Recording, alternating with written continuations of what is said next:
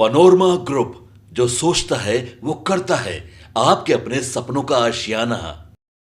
नमस्कार। Today Bihar news और today Hindustan के डिजिटल प्लेटफॉर्म पर आपका बहुत बहुत स्वागत है। मैं हूं आपके साथ प्रकाश सिंह। देखिए, बिहार में लोकसभा चुनाव के दूसरे चरण के लिए वोटिंग की प्रक्रिया खत्म हो गई है। अब नतीजों का इंतजार है। नतीजे 4 जून को आने वाले हैं। अब मुकाबले में आज की बात करें, अगर 26 अप्रैल की बात करें, तो सबसे हॉट सीट जो है वो पूर्णिया का था। सीमांचल के इलाकों में चुनाव था और भागलपुर के अलावा बांका में चुनाव था। 5 सीटों पर बिहार में चुनाव हुए दूसरे चरण के। पूर्णिया, कटिहार, किशनगंज, भागलपुर और बांका। यहां पर एक जगह पर राष्ट्रीय जनता दल चुनाव लड़ रही थी, बांका से। वहीं कांग्रेस की बात करें तो कांग्रेस 3 सीटों पर चुनाव लड़ रही थी दूसरे चरण में। भागलपुर से अजीत शर्मा चुनाव लड़ रहे थे कांग्रेस के टिकट पर। कटिहार से तारिक अनवर चुनाव लड़ रहे थे। इसके अलावा अगर बात की जाए तो पूर्णिया में अगर देखी जाए तो पूर्णिया में तो निर्दलीय पप्पू यादव थे। हालांकि उन्होंने दावा किया कि कांग्रेस का समर्थन उन्हें मिला। और साथ ही साथ किशनगंज से कांग्रेस के मोहम्मद जावेद चुनाव लड़ रहे थे। तो ये 3 सीटें खासतौर पर हॉट सीट, जहां से कांग्रेस ने अपना कैंडिडेट खड़ा किया। बांका की बात करें तो बांका में जेडीयू ने चुनाव लड़ा एनडीए से। भागलपुर में जेडीयू ने चुनाव लड़ा एनडीए से। पूर्णिया में जेडीयू ने चुनाव लड़ा एनडीए से। किशनगंज में जेडीयू ने चुनाव लड़ा एनडीए से। और कटिहार में भी जेडीयू ही चुनाव लड़ रही थी। 5 सीट पर नीतीश कुमार की पार्टी जेडीयू का दांव लगा था। तो प्रत्याशियों को अब इंतजार है कि कब बक्सा खुलेगा। हालांकि अब मुद्दों की बात कर लेते हैं। एग्जिट पोल तो आपको मालूम चलेगा वोटिंग के खत्म होने के बाद। लेकिन आज जिन मुद्दों पर वोटिंग हुई है, जिसमें सबसे हॉट सीट पूर्णिया बना, बात पूर्णिया की करनी जरूरी है, किशनगंज की भी करनी जरूरी है, भागलपुर की भी करनी जरूरी है और साथ ही साथ है कटिहार और बांका की भी करनी जरूरी है। देखिए, नतीजे तो 4 जून को आने वाले हैं। बिहार में 40 लोकसभा सीटों पर चुनाव हुए। देखिए, मुकाबला एनडीए वर्सेज इंडिया के बीच रहा।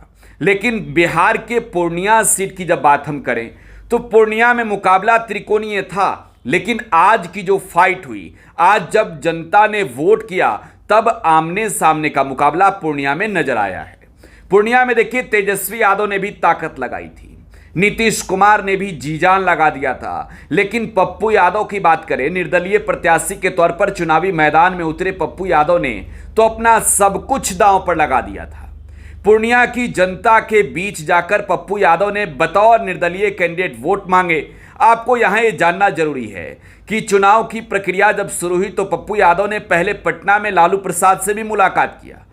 पप्पू यादव की पूरी कोशिश थी कि इंडिया अलायंस से उन्हें जगह मिले, पूर्णिया सीट से वो चुनाव लड़े। हालांकि लालू प्रसाद यादव ने यहां पर पप्पू यादव के खिलाफ ही कैंपेनिंग शुरू करवा दी। लालू प्रसाद ने बीमा भारती को चुनावी मैदान में उतारा। लेकिन आज क्या हुआ?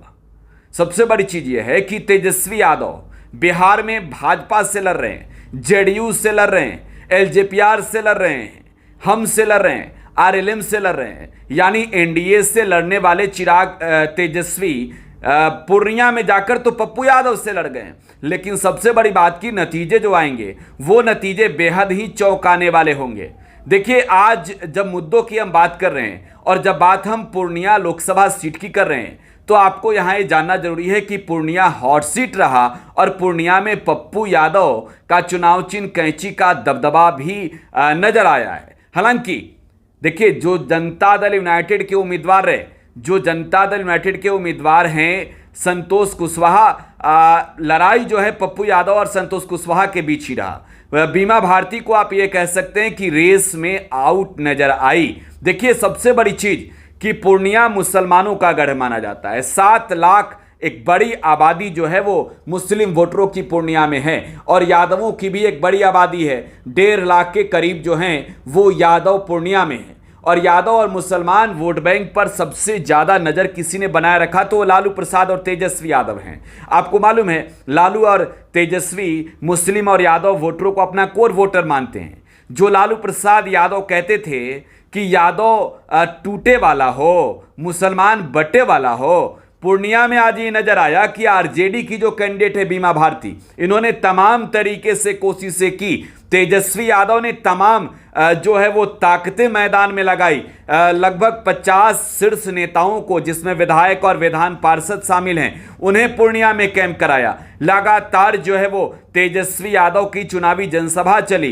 तेजस्वी जो है वो 22 और 23 2 दिनों तक पूर्णिया में रहे और बिहार में लोकसभा चुनाव के पहले चरण की वोटिंग खत्म हो गई। तेजस्वी चुनाव प्रचार में तो निकले, लेकिन किसी भी कैंडिडेट के लिए तेजस्वी ने कैंपेनिंग नहीं किया।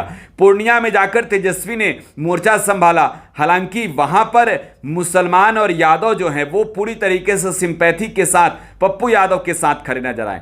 जिस तरीके से पप्पू यादव के साथ घटनाक्रम हुआ, वो पटना में लालू से मिलकर दिल्ली गए, राहुल गांधी से उनकी बात हुई और कांग्रेस में अपनी पार्टी जन अधिकार पार्टी लोकतांत्रिक का उन्होंने विलय कराया। इसके बाद भी कांग्रेस की ओर से टिकट ना मिलना, मुसलमानों में जो है एक रोष था पप्पू यादव को लेकर। और खास तौर पर यादव वोटरों की बात करें तो देखिए, यादवों की एक बड़ी आबादी जो है वो पूर्णिया में है और 1.5 लाख जो यादव मतदाता हैं उन पर सभी की कोशिश रही। खास तौर पर मैं बात करूं तो तेजस्वी यादव की पूरी कोशिश रही कि यादव वोटर जो है वो इधर आ जाएं, आरजेडी के वो आ जाएं।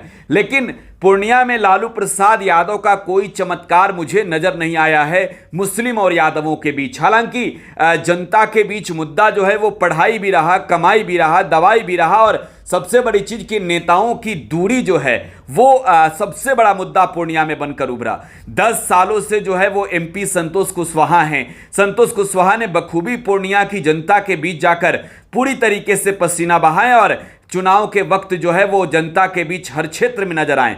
लेकिन पूर्णिया की जनता में एक बात की नाराजगी मुझे नजर आई कि संतोष कुशवाहा जो हैं वो जनता से थोड़ी सी दूरी बनाकर रखते हैं। उनका दिल्ली प्रवास और पूर्णिया से दूरी इस बार के चुनाव में कहीं ना कहीं उनके लिए एक तौर पे कहें तो एक बड़ी चुनौती था कि कैसे उन वोटरों को अपने वोर से मिटेंगे, कैसे उन वोटरों को अपने वोर खींचेंगे जो वोटर उनके इस वजह से नाराज हैं। देखिए, यादव और मुसलमान की मैं बात कर रहा हूं तो 2014 की भी बात करनी जरूरी है। 2014 में जनता दल यूनाइटेड के टिकट से चुनाव लड़े थे संतोष कुशवाहा और संतोष कुशवाहा तब चुनाव लड़े जब मोदी की लहर थी और नीतीश कुमार ने मोदी के खिलाफ बगावत के झंडे उठा लिए थे और तब नीतीश कुमार की पार्टी जेडीयू ने पूर्णिया लोकसभा सीट पर जीत हासिल की थी। मुसलमान वोटरों के बदौलत एक बड़ी जो है वो कामयाबी जो है हासिल किया था संतोष कुशवाहा ने। लेकिन यहां पर अगर 2019 के चुनाव की भी बात करें तो 2019 के चुनाव में मोदी का मैजिक था और पूर्णिया सीट पर जो है वो संतोष कुशवाहा की प्रचंड जीत हुई थी लगभग 3 लाख के करीब वोटों से। लेकिन आज जिस तरीके से मतदाताओं ने अपने मत का इस्तेमाल किया है, जिस तरीके से वोटिंग के परसेंटेज की बात की जाए, दोपहर के बाद जो है वो वोटिंग परसेंटेज जिस तरीके से अचानक उछल कर बढ़ा है, वो ये दर्शाता है कि जो पूर्णिया के मुस्लिम वोटर हैं, जो यादव वोटर हैं, उन्होंने खूब दिलचस्पी दिखाई है मतदान करने में और जिला प्रशासन पूर्णिया ने भी पूरी तरीके से लोगों से अपील किया। तमाम हालांकि जिलों के ओर से जो है वो निर्वाचन आयोग के ओर से ये अपील किया जा रहा है। तमाम जो समाज सेवी लोग हैं वो भी लोगों से अपील करते नजर आए हैं कि बढ़ चढ़ कर वोट करनी चाहिए और पूर्णिया में यही वजह है कि पप्पू यादव हो, इन संतोष कुशवाहा हो, बीमा भारती हो या फिर अन्य कैंडिडेट हो, सभी के पक्ष में जबरदस्त जो है वो वोटिंग हुई है। हालांकि तेजस्वी यहां फेल हुए हैं। पप्पू यादव के पक्ष में कहें तो एक तरफा मुसलमानों का वोट पड़ा है और साथ ही साथ आरजेडी के जो कोर वोटर माने जाते हैं उनका भी समर्थन पप्पू यादव ने पूर्णिया में हासिल कर लिया है। सबसे बड़ी बात अगर इसके अलावा बात की जाए किशनगंज की, देखिए किशनगंज में मुकाबला जो है वो त्रिकोणीय था और यहां पर जो है कांग्रेस के पक्ष में लास्ट समय में जबरदस्त तरीके से माहौल बना है। हालांकि असदुद्दीन ओवैसी की पार्टी की ओर से उम्मीदवार जो है अख्तरुल इमाम थे और उन्होंने भी बढ़ चढ़ कर जो है वो मेहनत किया और जनता का रिस्पांस भी वो काफी हद तक हासिल करते नजर आए। जेडीयू के मुजाहिद आलम की भी पूरी तरीके से परिश्रम नजर आई है। लेकिन तारिक अनवर की बात करें कटिहार सीट की, तो उनके लिए कह सकते हैं कि आज का जो फीडबैक है, आज जो वोटरों का मिजाज नजर आया वो थोड़ी सी नाराजगी भरी रही दुलारचंद गोस्वामी से। और इसके अलावे भागलपुर में अजीत शर्मा ने पूरी तरीके से पसीना बहाया। अजय मंडल ने जी जान लगाई। हालांकि भागलपुर और कटिहार का मुकाबला जो है वो बेहद दिलचस्प हो सकता है जब नतीजे आएंगे। इसके अलावा बांका में भी गिरधारी यादव और जयप्रकाश नारायण यादव, दो यादवों के बीच की लड़ाई वोट बैंक पर बड़ा असर पड़ रहा है। बिहार में 5 सीटों पर वोटिंग खत्म हो गई है। नतीजे आने वाले हैं 4 जून को। फिलहाल आप टुडे बिहार न्यूज के साथ बने रहें। धन्यवाद।